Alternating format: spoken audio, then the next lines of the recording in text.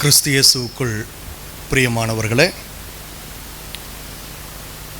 அழகான ஒரு பாடலை நாம் பாடினோம் சற்று நேரத்திற்கு முன்பு. பார்வோன் கைக்கு விடுவித்து மீட்ட பஸ்கா ஆட்டுக்குட்டி. இப்பொழுது நாம் வாசித்த வேத பகுதியில் லூக்கா எழுதின சுவிசேஷம் 22ஆம் அதிகாரம் 19, 20 2 வசனங்களை நாம் வாசிப்போம். அப்பத்தை எடுத்து ஸ்தோத்திரம் பண்ணி அதை பிட்டு அவர்களுக்கு கொடுத்து, இது உங்களுக்காக கொடுக்கப்படுகிற என்னுடைய சரீரமாய் இருக்கிறது, என்னை நினைவு கூறும்படி இதை செய்யுங்கள் என்றார். போஜனம் பண்ணின பின்பு அந்தபடியே பாத்திரத்தையும் எடுத்து, இந்த பாத்திரம் உங்களுக்காக சிந்தப்படுகிற என்னுடைய இரத்தத்தினால் ஆகிய புதிய உடன்படிக்கையாய் இருக்கிறது என்றார். மிக அழகாக இந்த வசனங்களில் நாம் படிக்கிறோம். ஆண்டவராகிய இயேசு கிறிஸ்து ஒரு காரியத்தை நினைவு கூற செய்கிறார். நினைவு கூறும்படி நம்மை அறிவுறுத்துகிறார். என்ன காரியத்தை நினைவு கூறும்படி நமக்கு அறிவுறுத்துகிறார்? என்னை நினைவு கூறும்படி செய்யுங்கள் அப்படின்னு சொல்லும்போது என்ன காரியத்தை நினைவு கூறும்படி அறிவுறுத்துகிறார்? அவருடைய வருகை, அவருடைய பாடு, சிலுவை மரணம்,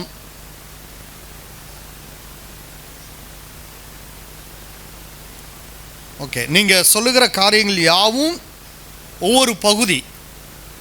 இப்போ 7வது வசனத்தை நம்ம வாசிக்கும்போது, பஸ்காவை பலியிட வேண்டிய புளிப்பில்லாத அப்ப பண்டிகை நாள் வந்தது. இப்போ நல்லா கவனிக்கணும். பஸ்கா பண்டிகை கொண்டாடுவதற்காக அவர் ஆயத்தம் செய்ய சொன்னபோது சொல்லப்பட்ட ஒரு காரியம் இது. இப்போ நல்லா கவனிக்கணும். நாம் சில காரியங்களை வேதத்தின் அடிப்படையில் நாம் பார்க்கும்போது எதை நாம் நினைவு கூற வேண்டும், எதையெல்லாம் நாம் தொடர்ச்சியாக நினைவு கூற வேண்டும். எதற்காக அப்போஸ்தலனாகிய பவுல் கொரிந்து சபைக்கு எழுதும்போது 11ஆம் அதிகாரத்தில் அழகாக இதை என் நினைவாக செய்யுங்கள் என்று சொல்லி அவர் சொன்னதாக ஏன் சொல்லி சபைக்கு சொல்லி கொடுத்தார். இப்போ நடக்காத ஒரு நிகழ்வு அல்ல, இயேசு கிறிஸ்து சொல்லி கொடுக்காத ஒரு நிகழ்வு அல்ல, புதிய ஏற்பாட்டு சபையின் காலகட்டத்தில் செய்யாத ஒரு நிகழ்வு அல்ல. கொரிந்து சபையில் பவுல் இந்த காரியத்தையும் செய்ய சொல்லி கொடுத்த ஒரு காரியம். ஆனால் இன்னைக்கு எத்தனை பேர் இதை நினைவு கூற வந்திருக்கிறோம்? இங்கே வேதம் சொல்லுகிறது, 115ஆம் சங்கீதம் நம்ம வாசித்தோமே, எடுத்து வாசிங்க. 17வது வசனம். மரித்தவர்களும் மௌனத்தில் இறங்குகிற அனைவரும் கர்த்தரை துதியார்கள், நாமோ இது முதல் என்றென்றைக்கும் கர்த்தரை ஸ்தோத்தரிப்போம், அல்லேலூயா. இங்கே இந்த 115ஆம் சங்கீதத்தில் நாம் வாசிக்கும்போது கர்த்தரை கேள்வி கேட்கிற ஜனங்கள், கர்த்தருடைய ராஜரீகத்தை கேள்வி கேட்கிற ஜனங்கள், கர்த்தர் இல்லை என்று சொல்லுகிற ஜனங்கள், அவர்கள் மரித்தவர்களாய் காணப்படுகிறார்கள். இப்போ மரித்தவனுக்கு தான் என்ன தெரியாது? எதுவுமே தெரியாது. உயிர்த்தெழுந்தவனுக்கு சகல காரியங்களும் அறியும். இப்போ ஆண்டவர் சொல்கிறாரு ஒரு காரியத்தை நினைவு கூறுங்கள் என்று சொல்லி. அப்போஸ்தலனாகிய பவுல் சபைகளுக்கு சொல்லுகிறார், ஆண்டவர் சொன்ன காரியத்தை நினைவு கூறுங்கள் என்று சொல்லி. ஆண்டவர் சொன்ன காரியத்தையும் செய்யறதில்ல, புதிய ஏற்பாட்டு சபையில் வழக்கமாக செய்த காரியத்தையும் செய்யறதில்ல. அப்போ என்ன காரியத்தை சபையாக நம்ம எல்லாரும் செய்ய போகிறோம்? இன்றைக்கி பல இடங்களில், இங்கே மட்டும் இல்லை, பல இடங்களில் இந்த தனிப்பட்ட சபைகள் இந்த காரியத்தை நினைவு கூறுவது கிடையாது. காரணம் என்னன்னா, இதனுடைய முக்கியத்துவத்தை அறியாதபடியினாலே. வாசிப்போம் யாத்ராகமம் 12ஆம் அதிகாரம் 3-8 வரையுள்ள வசனங்களை வேகமாக வாசிப்போம். நீங்கள் இஸ்ரவேல் சபையார் அனைவரையும் நோக்கி, இந்த மாதம் 10ஆம் தேதியிலே வீட்டு தலைவர்கள் வீட்டுக்கு ஒரு ஆட்டுக்குட்டியாக ஒவ்வொருவரும் ஒரு ஆட்டுக்குட்டியை தெரிந்து கொள்ள கடவர்கள். ஒரு வீட்டில் இருக்கிறவர்கள்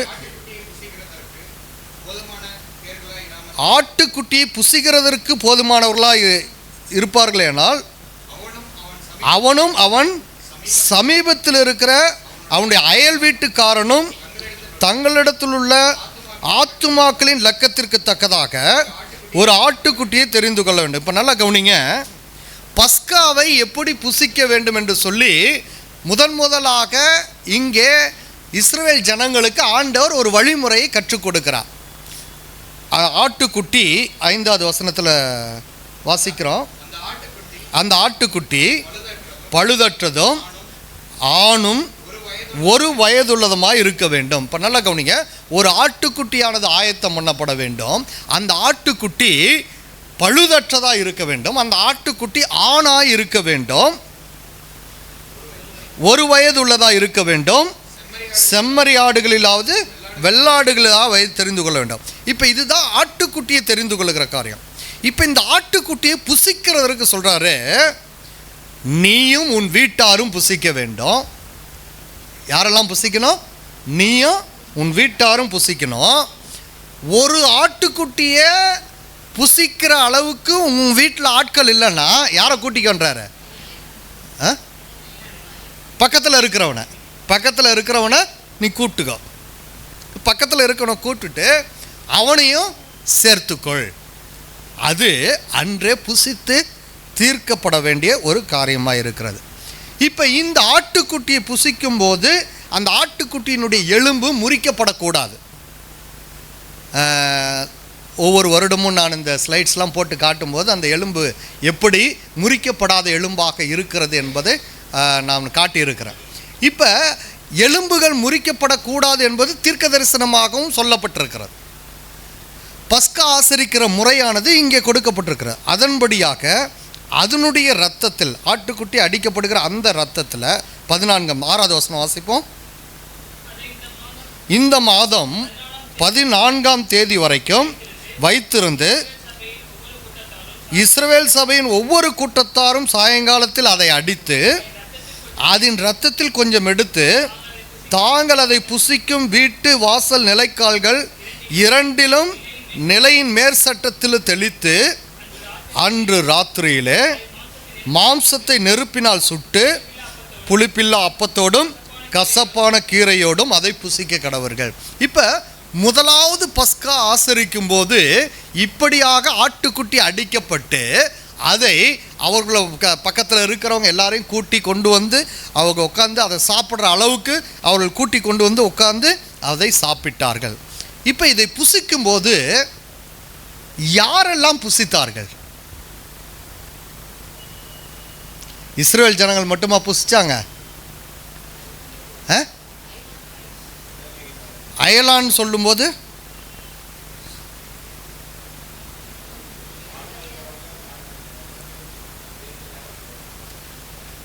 அடிமைகளாக இஸ்ரவேல் ஜனங்கள் அடிமைகளாக வைத்திருந்தவர்கள், வேலைக்கு வைத்திருந்தவர்கள். அடுத்தது யாரெல்லாம் இஸ்ரவேல் ஜனங்களோடு சேர்ந்து கொள்ள வேண்டும் என்று சொல்லி நினைத்தார்களோ அவர்களையும் சேர்த்துக்கொள்ள சொல்றார். ஏன்னா இல்லைன்னா அவங்க வீட்டில் என்ன உழுவோம்? சங்கார தூதன் வந்து தலைச்சன் பிள்ளைகளை சங்கரிப்பான். இப்ப நல்லா கவனிங்க, முதற்பேரானது கர்த்தருக்குரியது. இங்கே முதற்பேரானவைகள் பாதுகாக்கப்படுகிறது தேவனுடைய பிள்ளைகளுடைய வீட்டில். மற்றவங்க வீட்டில் முதற்பேரானவைகள் சங்கரிக்கப்படுகிறது. சங்கார தூதன் கடந்து போகுது. பஸ்கா என்கிற வார்த்தையினுடைய அர்த்தம் என்ன? கடந்து போதல், கடந்து போதல். இப்போ முதற் பிள்ளைகள் பாதுகாக்கப்படுவதற்காக ஆண்டவர் இந்த ஆட்டுக்குட்டியை அடித்து அதனுடைய இரத்தத்தை வாசல்களின் நிலைக்கால்களின் மேல் தோய்க்கும் போது சங்கார தூதன் கடந்து போவான். அந்த வீட்டில் அந்த தலைச்சன் பிள்ளைகளை அடிக்காதபடிக்கு அவர் கடந்து போவார். அப்போ பஸ்காவை ஆண்டவர் ஆசரிக்க சொன்னதின் அர்த்தம் முதற் பேரானவைகள் பாதுகாக்கப்பட வேண்டும். எது பாதுகாக்கப்பட வேண்டும்? முதற் பேரானவைகள் பாதுகாக்கப்பட வேண்டும். இப்போ முதற் பேரானவைகள் பாதுகாக்கப்படும்படியாக பஸ்காவை ஆசரிக்க சொன்ன ஆண்டவர் தாமே முதற் பேரானவராய் கல்வாரி சிலுவையில் ஒப்பு கொடுத்து மரித்தோரிலிருந்து முதற் பேரானவராய் அவர் உயிர்த்தெழுந்தார். எதற்காக? நீங்களும் நானும் ரட்சிக்கப்படுவதற்காக. இந்த பஸ்கா ஆட்டுக்குட்டியை அவர் அடித்த போது அவர் செய்த காரியத்தை நாம் ஒரு சில காரியங்கள் நாம் தியானிக்க வேண்டும். இப்போ நாம் சொன்னோம், பஸ்காவை ஆசரிக்கும் போது யாரெல்லாம் ஆசரித்தார்கள் அப்படின்னு சொன்னால் அந்நியர்களும் அதிலே ஆசரித்தார்கள்.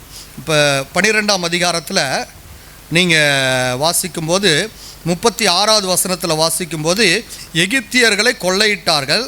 அதனைத் தொடர்ந்து 37வது வசனத்தில் இஸ்ரவேல் ஜனங்கள் 6 லட்சம் பேர் பிள்ளைகள் தவிர 6 லட்சம் பேர் புருஷர்களாய் வெளியே வந்தார்கள்.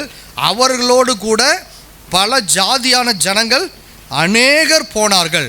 அப்போ எத்தனை பேர் பஸ்கா ஆசரித்திருப்பாங்க?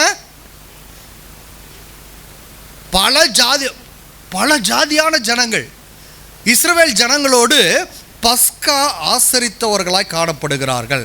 இப்போ இந்த பஸ்கா ஆசரிக்கும் போது அவர்களிலே ஒருவரும் விருத்த சேதனம் பண்ணப்படாமல் காணப்படக்கூடாது. அவன் அந்நியனாய் இருந்தால் அவன் என்ன பண்ணப்பட வேண்டும்? விருத்த சேதனம் பண்ணப்பட்டு இந்த பஸ்காவை ஆசரிக்க அவன் கொண்டு வரப்பட வேண்டும். இதுதான் பஸ்கா ஆசரிக்கப்பட ஆண்டவர் கொடுத்த கட்டளையாக நாம் பார்க்கிறோம். இப்போ இந்த பஸ்காவானது என்னாகமத்தின் புத்தகம் 9ஆம் அதிகாரத்தில் நாம் வாசிக்கும்போது 4-5 வசனங்கள். என்னாகமத்தின் புத்தகம் 9ஆம் அதிகாரம் 4-5 வசனங்கள். பஸ்காவை ஆசரிக்கும்படி மோசே இஸ்ரேல் புத்திரருக்கு கட்டளையிட்டா. 1ஆம் மாதம் 14ஆம் தேதி அந்தி நேரமான வேளையிலே சீனாய் வனாந்தரத்தில் பஸ்காவை ஆசரித்தார்கள். இப்போ நல்லா கவனிங்க, எகிப்திலிருந்து அவர்கள் புறப்படும் போது பஸ்கா ஆட்டுக்குட்டியை அடித்தார்கள். இப்போ என்ன பண்ணுறாங்க? பஸ்காவை ஆசரிக்கிறார்கள். பஸ்காவை ஆசரித்தல்னா என்ன அர்த்தம்? பஸ்கா ஆட்டுக்குட்டியை அடிக்கிறதுக்கும் பஸ்காவை ஆசரிக்கிறதுக்கு என்ன வித்தியாசம்? ஆசரித்தல்ன்ற வார்த்தையினுடைய பொருள் தொடர்ந்து செய்கிறது, நினைவுகூர்ந்து செய்தல். ஆசரித்தல்ன்ற எதை ஆசரிக்க முடியும்?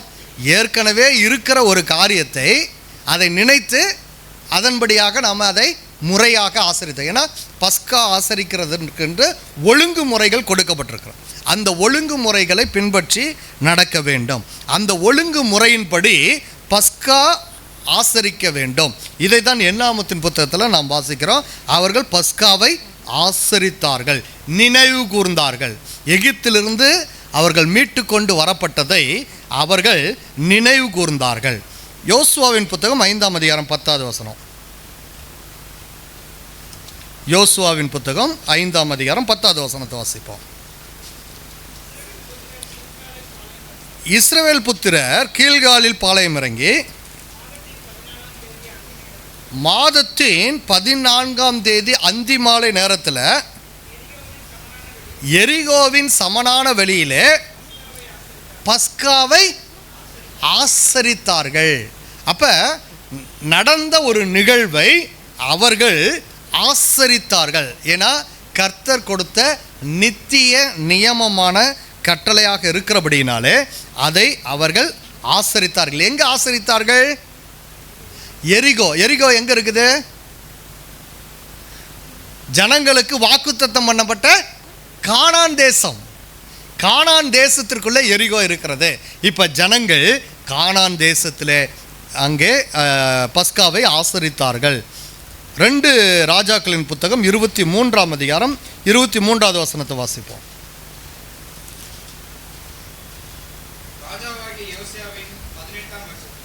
ராஜாவாகிய யோசியாவின் 18ஆம் வருஷத்திலே கர்த்தருக்கு இந்த பஸ்கா எருசலேமிலே ஆசரிக்கப்பட்டது. ராஜாக்களின் காலத்தில் பஸ்காவானது ஆசரிக்கப்பட்டது. பல நாட்கள் பஸ்கா ஆசரிக்கப்படாமல் இருந்த காலகட்டத்தில் இருந்தது. அதன் பிறகு யோசியாவின் நாட்களிலே அந்த பஸ்காவானது ஆசரிக்கப்பட்டது. அந்த பஸ்காவை குறித்து சொல்லும்போது பயங்கரமாக சொல்லப்படுது. அதுக்கு முந்தின வசனத்தை வாசிங்க. 22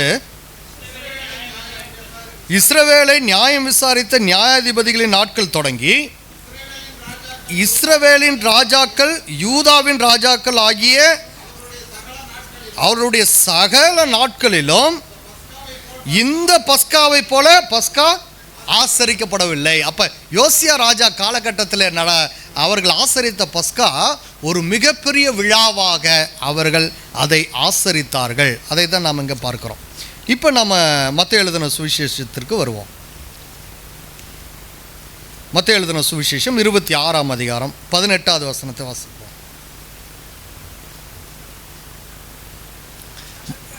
அதற்கு அவர், நீங்கள் நகரத்தில் இன்னார் இடத்துக்கு போய் என் வேலை சமீபமாக இருக்கிறது, உன் வீட்டிலே என் சீஷரோடு கூட பஸ்காவை ஆசரிப்பேன் என்று போதகர் சொல்லுகிறார் என்று அவனுக்கு சொல்லுங்கள். இப்போ வீட்டை ஆயத்தப்படுத்த அங்கே பஸ்காவை ஆசரிக்க அங்கே ஆண்டவர் ஆயத்தம் செய்கிறார். இயேசு கிறிஸ்து ஆயத்தம் பண்ண சீஷர்களுக்கு சொல்லுகிறார். எதை ஆசரிக்க? இயேசு கிறிஸ்து பஸ்காவை நினைவு கூர்ந்தார் என்பதை இந்த இடத்துல நாம் பார்க்கிறோம். பஸ்கா ஆட்டுக்குட்டியாக அடிக்கப்படுகிற இயேசு கிறிஸ்துவோ அடிக்கப்பட போவதற்கு முன்பதாக நினைவு கூர்ந்த இந்த காரியம், பஸ்காவை நினைவு கூர்ந்த அந்த காரியத்தை தான் இன்று நாம் வேத பாடமாக லூக்கா எழுதின சுவிசேஷத்தில் நாம் வாசித்தோம். இப்போ நல்லா கவனிங்க. இயேசு கிறிஸ்து பஸ்காவை, இப்போ இதுக்கு நான் இவ்வளோ நேரம் கொடுத்தது எல்லாமே ஒரு இன்ட்ரோடக்ஷன் தான். பஸ்காவை ஆசரிக்க ஆண்டவர் சொன்னார். பஸ்காவை ஆசரியுங்கள் என்று சொல்லி சொன்னார்.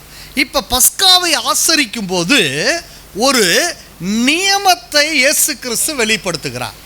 என்ன நியமம் வெளிப்படுத்தப்படுகிறது? அதை தான் நாம் இங்கே 19-20 வசனங்களில் வாசிக்கிறோம். லூக்கா எழுதின சுவிசேஷம் 22ஆம் அதிகாரம் 19-20 வசனங்கள். அப்பத்தை எடுத்து ஸ்தோத்திரம் பண்ணி அதை பிட்டு அவர்களுக்கு கொடுத்து, இது உங்களுக்காக கொடுக்கப்படுகிற என்னுடைய சரீரமாக இருக்கிறது, என்னை நினைவு கூறும்படி இதை செய்யுங்கள் என்றார். இப்போ என்னை நினைவு கூறும்படி இதை செய்யுங்கள் என்றார். அதே போல ரசத்தை எடுத்து அங்கே வைக்கப்பட்டிருக்கிற பாத்திரத்தையும் எடுத்து, இந்த பாத்திரம் என் ரத்தத்தினால் ஆகிய புதிய உடன்படிக்கையாக இருக்குன்னு சொல்லிட்டு அதையும் சொல்லி என்னை நினைவு கூறும்படி செய்யுங்கள்றார். இப்போ நல்லா கவனிக்க வேண்டிய காரியங்கள். நினைவு கூறும்படி செய்ய சொல்றது எதை ஆசரிக்கும் போது சொன்னார்? பஸ்காவை ஆசரிக்கும் போது சொல்லப்பட்ட ஒரு காரியம். இப்போ இந்த காரியம் அப்போஸ்தலனாகிய பவுல் இங்கே வெளிப்படுத்துகிறார். 1 கொரிந்தியர் 11வது அதிகாரத்தில் இதை வெளிப்படுத்துகிறார். என்னன்னு சொல்லி வெளிப்படுத்துகிறார்? எப்படிப்பட்ட நிலையில் இதை ஆசரிக்க வேண்டும் என்று சொல்லி வெளிப்படுத்துகிறார். 26வது வசனத்தை வாசிப்போம். ஆகையால் இந்த அப்பத்தை புசித்து இந்த பாத்திரத்தில் பானம் பண்ணும் போதெல்லாம் கர்த்தர் வருமளவும் அவருடைய மரணத்தை தெரிவிக்கிறீர்கள். இப்போ உயிர்த்தெழுந்த இயேசு கிறிஸ்துவனுடைய மரணத்தை தெரிவிக்கிறீர்கள். இப்போ பஸ்காவை நாம் ஆசரிக்கும் போது எதை நாம் தெரிவிக்கிறோம்? இயேசு கிறிஸ்துவனுடைய மரணத்தை நாம் தெரிவிக்கிறோம். ஏன்னா அதுக்கு முந்தின வசனங்களில் நம்ம படிக்கும்போது என்னை நினைவு கூறும்படி இதை செய்யுங்கள் என்று அவர் சொல்லுங்கிற அந்த காரியங்கள், இயேசு கிறிஸ்து சொன்ன அந்த காரியங்களை அப்படியே அங்கே வெளிப்படுத்துகிறார். இப்போ இயேசு கிறிஸ்துவனுடைய மரணம் எப்படிப்பட்டது என்பதை இங்கே அப்போஸ்தலனாகிய பவுல் மிக தெளிவாக இந்த இடத்துல வெளிப்படுத்துகிறார். இதை தான் யோவான் ஸ்நானகன் இயேசு கிறிஸ்து ஞானஸ்நானம் பெறுவதற்கு தம்மிடத்தில் வரும்போது அவர் வெளிப்படுத்தின காரியமாக இருக்கிறது.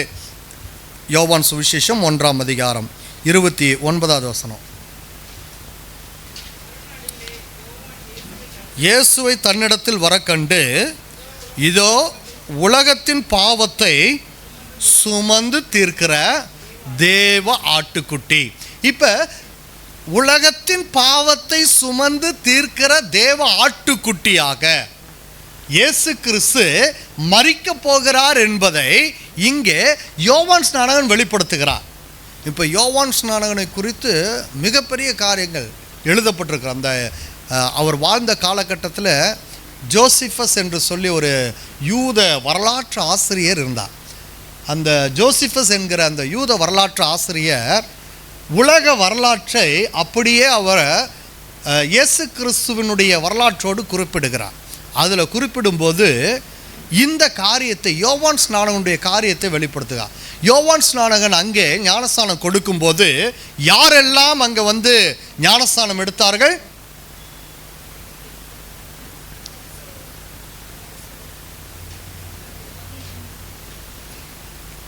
வாசிங்க, மத்தேயு எழுதின சுவிசேஷத்தில் தெளிவாக சொல்லப்பட்டிருக்கிறது.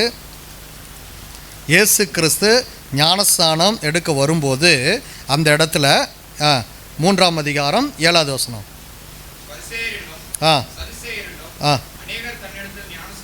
அதுக்கு முன்னாடி 5வது வசனத்தை வாசிங்க.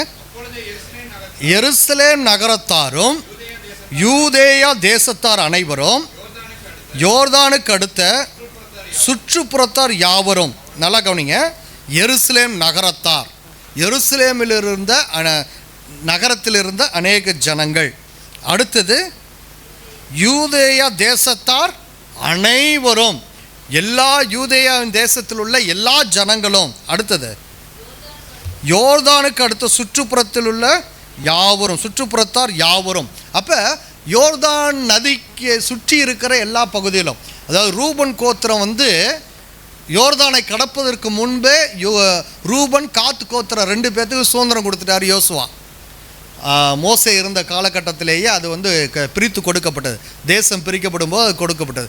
இப்போ யோர்தானுக்கு அப்புறத்தில் காணப்படுகிற ரூபன் கோத்திரத்தார், காத் கோத்திரத்தார் எல்லாருமே சுதந்திரம் வாங்கினாங்க. எல்லா ஜனங்களும் யார் இடத்துல வந்து ஞானஸ்நானம் வாங்க வர்றாங்க?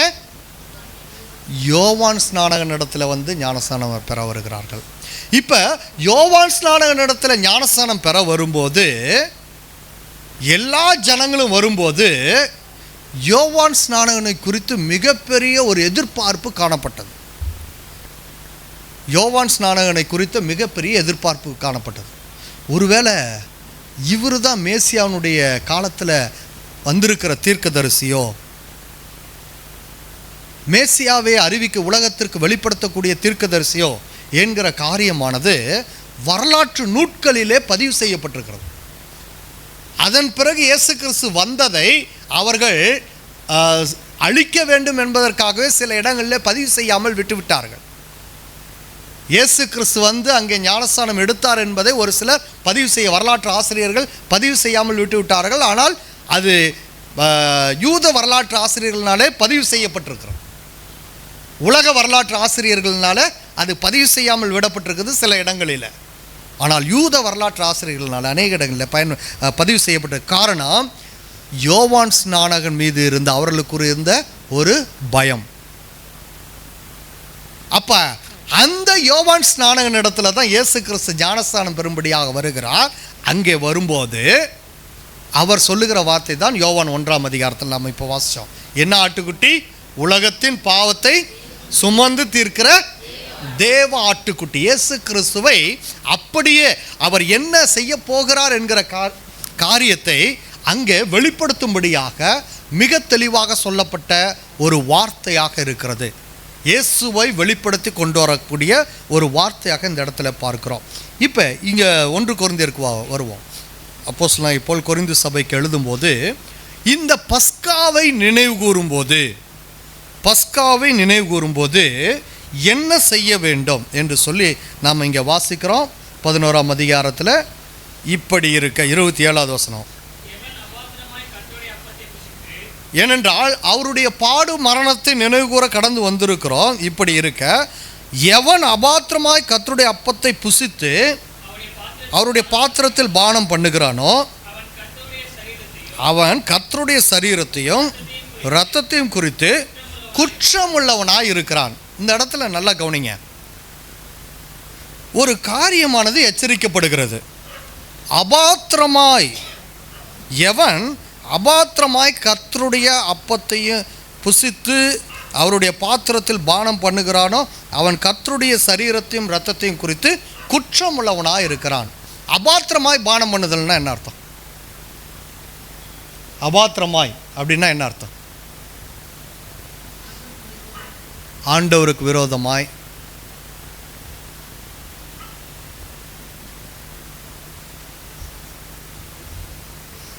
எந்த மனுஷனும் தன்னைத்தானே சோதித்தறிந்து இந்த அப்பத்தை புசித்து இந்த பாத்திரத்தில் பானம் பண்ண கடவன். மாதம் இது வாசித்து சொல்கிறாங்க. ஆனால் என்ன நாம் நினைவுகூர்றோம்? யோசிக்கிறோமே. கட்டளைகளை கடைபிடிக்கிறது. அபாத்திரமாய் தகுதி இல்லாமல்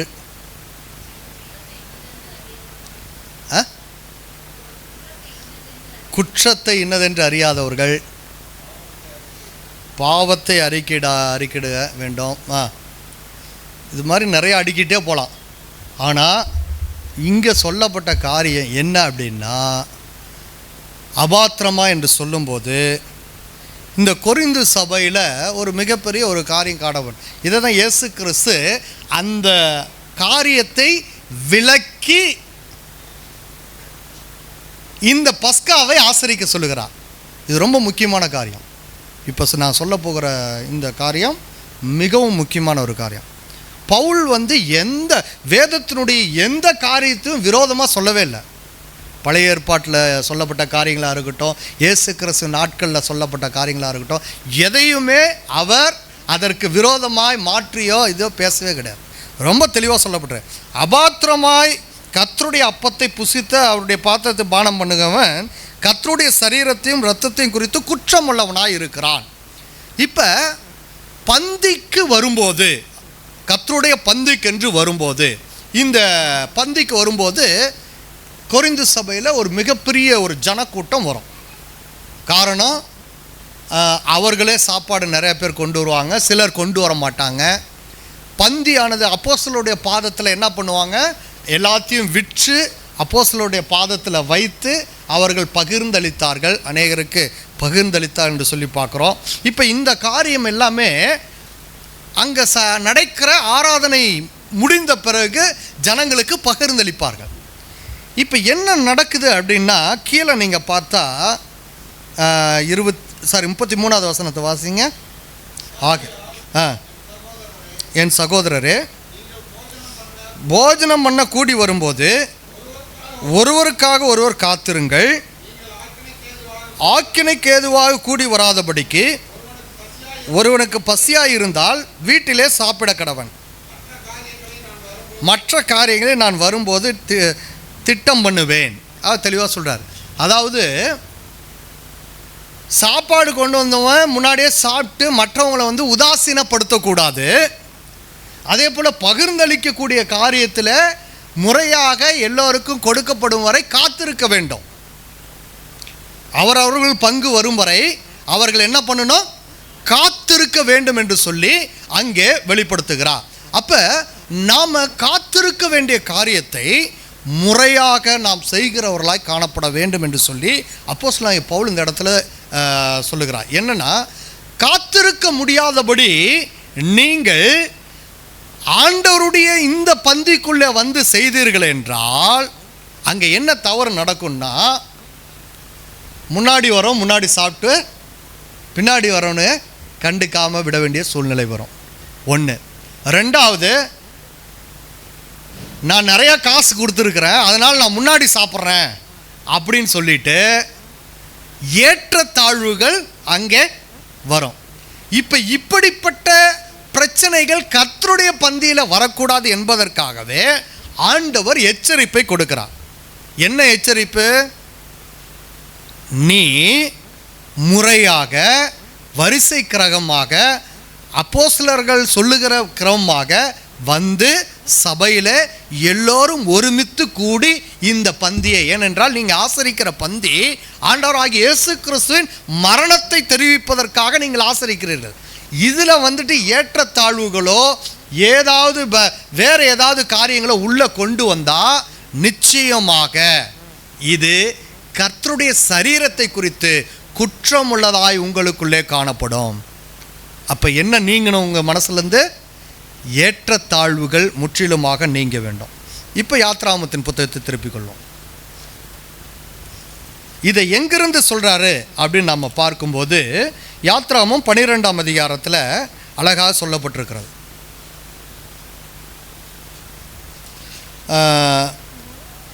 43வது வசனத்திலிருந்து நாம் வாசிப்போம். 42லேருந்து வாசிப்போம். கர்த்தர் அவர்களை எகிப்து தேசத்திலிருந்து புறப்பட பண்ணினதினால் இது அவருக்கென்று, யாருக்கென்று? யாருக்கென்று? இயேசுவுக்கென்று, கர்த்தருக்கென்று, இயேசுவுக்கென்று முக்கியமாக ஆசரிக்க வேண்டிய ராத்திரி ஆயிற்று. இஸ்ரவேல் சந்ததியார் எல்லாரும் தங்கள் தலைமுறை தோறும் கர்த்தருக்கு முக்கியமாய் ஆசரிக்க வேண்டிய ராத்திரி இதுவே. இப்ப எல்லா ஜனமும், இஸ்ரவேல் சந்ததியார் எல்லாரும், இவர்களை தான் ஆண்டவர் என்னவென்று அழைக்கிறார்? சபை என்று பிறகு அழைக்கிறார். இந்த கூட்டத்தை தான் ஆண்டவர் சபை என்று அழைக்கிறார். இப்படிப்பட்ட சபையார் யாவரும் ஆசரிக்க வேண்டிய ராத்திரி இதுவே. தலைமுறை தலைமுறையாக அப்படின்னா என்ன? தலைமுறை தலைமுறையாகனா சந்ததி சந்ததியாக தொடர்ந்து நினைவு கூற வேண்டிய ஒரு காரியம். அடுத்தது, மேலும் மோசேயும் ஆரோனையும் நோக்கி பஸ்காவின் நியமமாவது அந்நிய புத்திரன் ஒருவனும் அதை புசிக்க வேண்டாம். அதாவது விருத்த சேதனம் இல்லாமல் ஒருவனும் புசிக்க கூடாது. பணத்தினால் கொல்லப்பட்ட அடிமையானவன் எவனும் நீ அவனுக்கு விருத்த சேதனம் பண்ணின பின்பு அவன் புசிக்கலாம். அந்நியனும் கூலியாலும் அதிலே புசிக்க வேண்டாம். விருத்த சேதனம் பண்ணப்படாத அந்நியனும் கூலியாலும் அதிலே புசிக்க வேண்டாம். அதை ஒவ்வொரு வீட்டிற்குள்ளும் புசிக்க வேண்டும். அந்த மாம்சத்தில் கொஞ்சமாகிலும் வீட்டிலிருந்து வெளியே கொண்டு போக கூடாது. ஒரு எலும்பையும் முறிக்க கூடாது. பஸ்கா ஆட்டுக்குட்டியினுடைய எலும்பு முறிக்க கூடாது. இஸ்ரவேல் சபையார் எல்லாரும் ஆசரிக்க கடவர்கள். இஸ்ரவேல் சபையார் எல்லாரும். இப்போ இந்த இஸ்ரவேல் சபையார் எல்லாரும் என்று சொல்லும்போது ஆண்டவர் யாரை குறிப்பிடுகிறார்? விருத்த சேதனம் பண்ணப்பட்ட எல்லாரையும், அதாவது இஸ்ரவேல் ஜனங்களையும் குறிக்குது, மற்ற பல ஜாதியான மற்ற அந்நிய ஜனங்களையும் குறிக்குது. யாரெல்லாம் விருத்த சேதனம் பண்ணி உள்ளே இருக்காங்களோ அவர்கள் யாவரையும் குறிக்கிறது. அடுத்தது, அந்நியன் ஒருவன் உன்னிடத்தில் தங்கி கர்த்தருக்கு பஸ்காவை ஆசரிக்க வேண்டும் என்று இருந்தால் அவனை சேர்ந்த ஆண் பிள்ளைகள் யாவரும் விருத்த சேதனம் பண்ணப்பட வேண்டும். பின்பு அவன் சேர்ந்து ஆசரிக்க வேண்டும். சுதேசியை போல் இருப்பான். எப்படி இருப்பான்? அதாவது பரதேசியா இருக்கிறவன், அந்நியனா இருக்கிறவன், அவன் எதை போல இருப்பான்? சுதேசியை போல் இருப்பான். சுதந்திரவாளியாய் காணப்படுவான். அடுத்தது, விருத்த சேதனம் இல்லாத ஒருவனும் அதில் புசிக்க வேண்டாம். இப்போ விருத்த சேதனம் பண்ணப்பட்ட ஒருவன் உள்ளே வரும்போது அங்கே அவன் சுதேசியை போல் காணப்படுவான். அவனும் இஸ்ரவேல் சபைக்குள்ளே ஒருவனாக காணப்படும். அடுத்த வசனம் தான் மிக முக்கியமான வசனம்.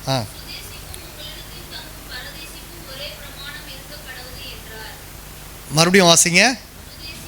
சுதேசிக்கும் உங்களிடத்தில் தங்கும் பரதேசிக்கும் ஒரே பிரமாணம் இருக்க கடவுது. அதாவது நீ இஸ்ரவேலனாய் காணப்பட்டாலும் அந்நிய ஜனத்தானாய் காணப்பட்டாலும் இந்த பஸ்கா அப்படின்னு வந்துட்டா எல்லாருக்கும் என்ன இது?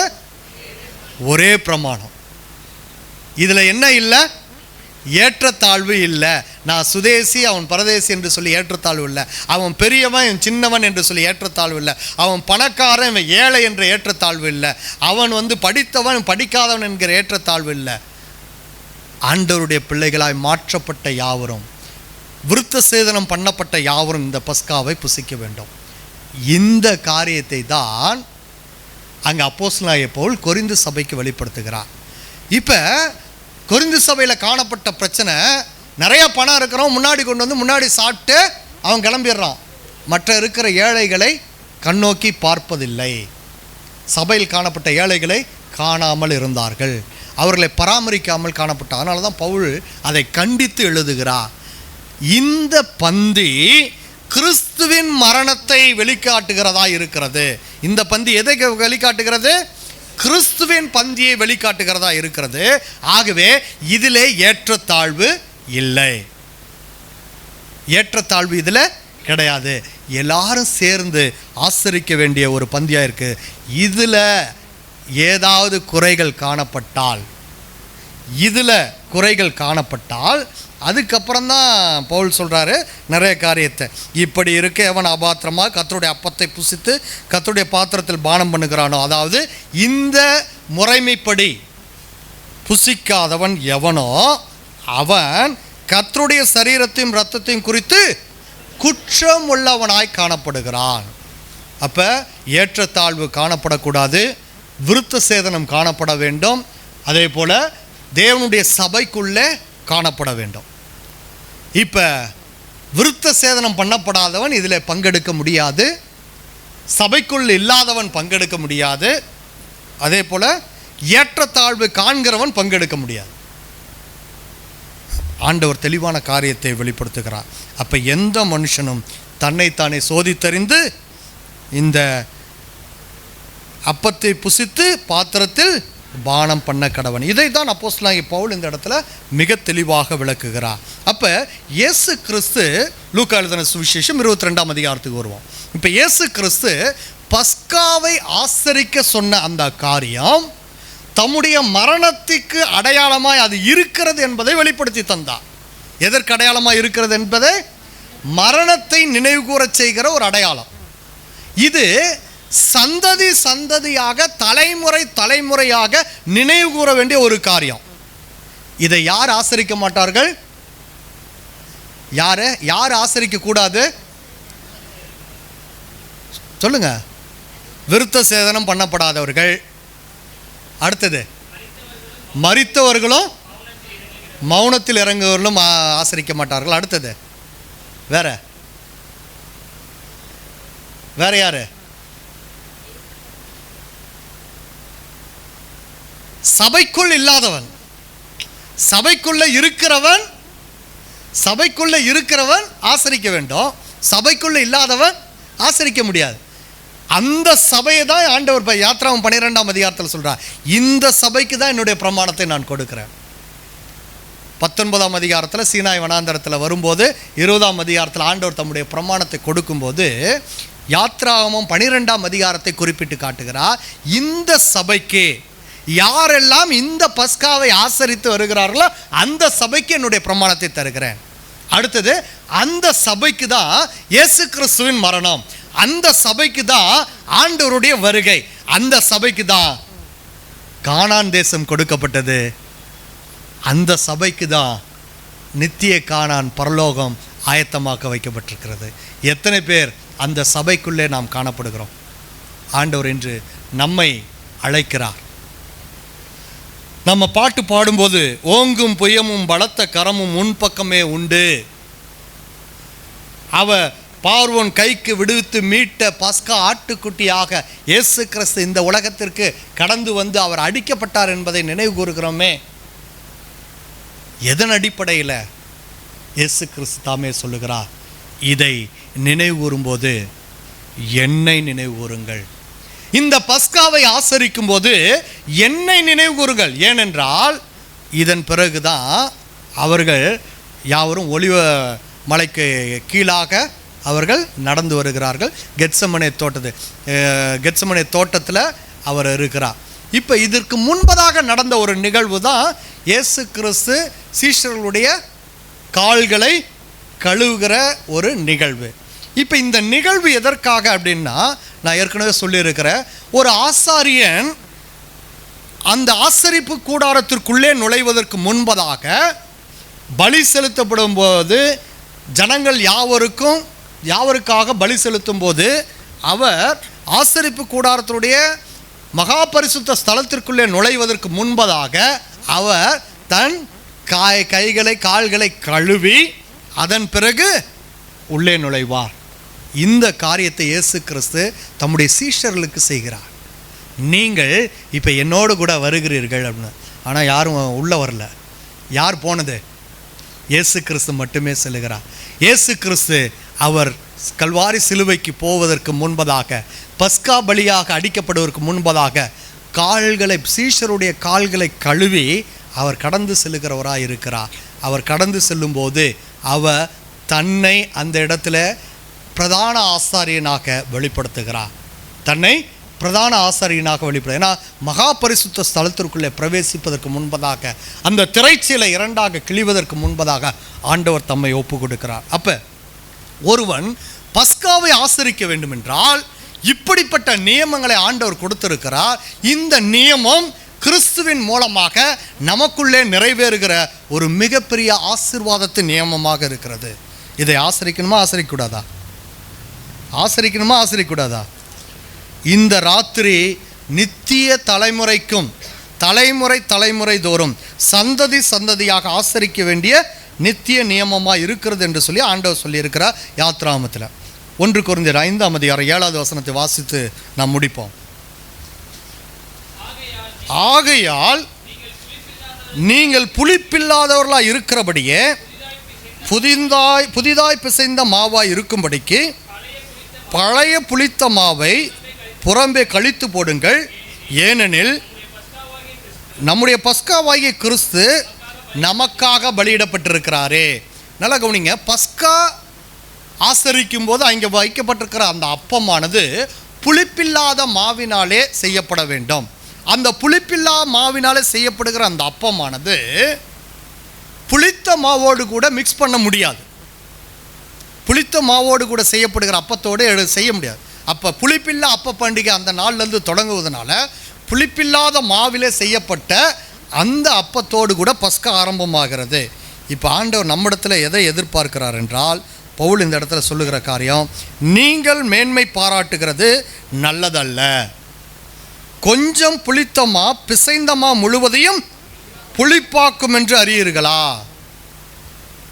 ஆகையால் நீங்கள் புளிப்பில்லாதவர்களாக இருக்கிறபடியே புதிதாய் பிசைந்த மாவாய் இருக்கும்படிக்கு, ஆண்டவராகிய கிறிஸ்துவின் சரீரத்திற்கு அடையாளமாய் நாம் இந்த உலகத்தில் கடந்து செல்வதற்கு, கிறிஸ்துவின் சாயலை பெற்று அனுபவிக்க இந்த உலகத்திற்குள்ளே கடந்து செல்வதற்கு புதிதாய் பிசைந்த மாவாய் இருக்கும்படி ஆண்டவர் நம்மை அழைக்கிறார்.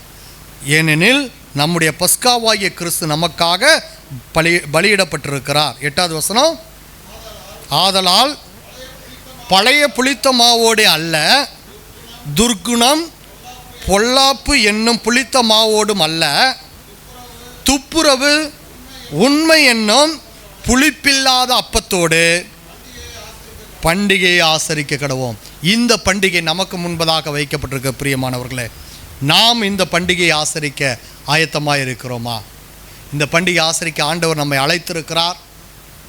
இதிலே பழைய புளித்த மாவாகிய மாம்சத்தின் கிரியைகள் அழிக்கப்பட்டு இருதய விருத்த சேதனம் பண்ணப்பட்டவர்களாய் ஆண்டுடைய சரீரமாக நாம் காணப்பட, புதிய பிசைந்த புளித்த மாவாக, புளிக்காத மாவாக, புதிதாய் பிசைந்த மாவாக நாம் காணப்பட ஆண்டவர் நம்மை இந்த நாளில் கொண்டு வந்து நிறுத்தியிருக்கிறார். ஆகவே இந்த பண்டிகையை நாம் புதிதாய் பிசைந்த மாவாக, கிறிஸ்துவின் சாயலை பெற்றவர்களாக நாம் யாவரும் சேர்ந்து கொண்டாடுவோம். கர்த்தருடைய நாமத்தை மகிமைப்படுத்துவோம். தேவன் தாமே நம்மை ஆசீர்வதித்து வழி நடத்துவாராக. ஆமென்.